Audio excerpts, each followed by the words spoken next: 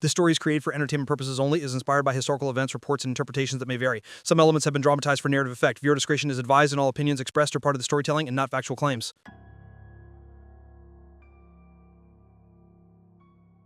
All right. Tonight's story is one of the most disturbing real-life hauntings ever recorded. We're going back to 1977, to a small council house in Enfield, North London. You ready for this? I mean, I think so. You're already making it sound creepy. Good, because it is. It started with simple noises in the middle of the night. The Hodgson family, single mother, 4 kids, just trying to sleep. And suddenly, the daughters, Janet and Margaret, start complaining that their dresser is moving. A dresser? Like something you can't just push with one hand? Exactly. Heavy furniture. Janet said it was sliding across the room by itself. Their mom, Peggy, didn't believe them until she saw it. She pushed it back into place, and the thing slid forward again. Nope. I would have been out of that house. She was. She grabbed her kids and ran outside. Neighbors came over, heard the banging too. Everyone thought maybe it was a prank or pipes. But then the police showed up. And? One officer watched a chair lift off the ground about an inch and drop. No strings, no hands.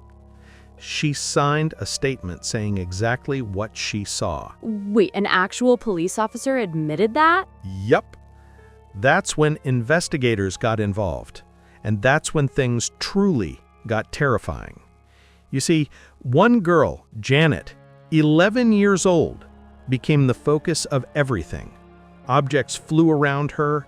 She was thrown out of bed. But the creepiest thing? She started speaking in a voice that wasn't hers. Like possessed? That's what the investigators thought at first. Her voice would suddenly drop into this deep, gravelly tone. They recorded hours of it. The voice claimed to be a man named Bill Wilkins. Who's that? A previous resident. One day the voice said, "I died in that chair. I went blind, had a hemorrhage, and died in the living room." Investigators looked into it and found out Bill Wilkins had actually died in that house the exact same way. No. How would an 11-year-old girl even know that? Good question. Nobody in the family knew the details. There was no internet, and she'd never met anyone who knew him. That's when people started calling it a poltergeist case, one of the most documented in history. As weeks passed, things escalated. Janet was seen levitating.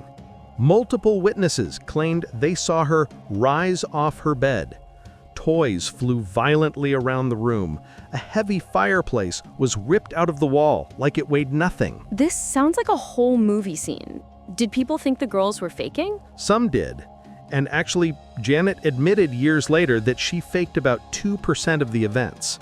Mostly small stuff like bending spoons or throwing things to see if people were watching. But only 2%? What about the rest? Even investigators said there were things she couldn't have faked.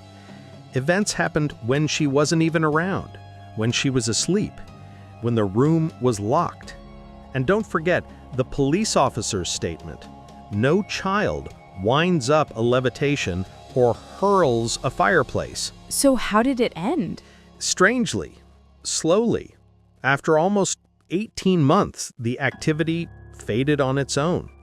Janet eventually grew up, had a normal life, but when she was asked again if the haunting was real, she said, "I wish it never happened. It ruined my childhood. But yes, most of it was real." That's heartbreaking and terrifying at the same time. Yeah. Even today, experts argue about it. Some say it was a lonely kid seeking attention.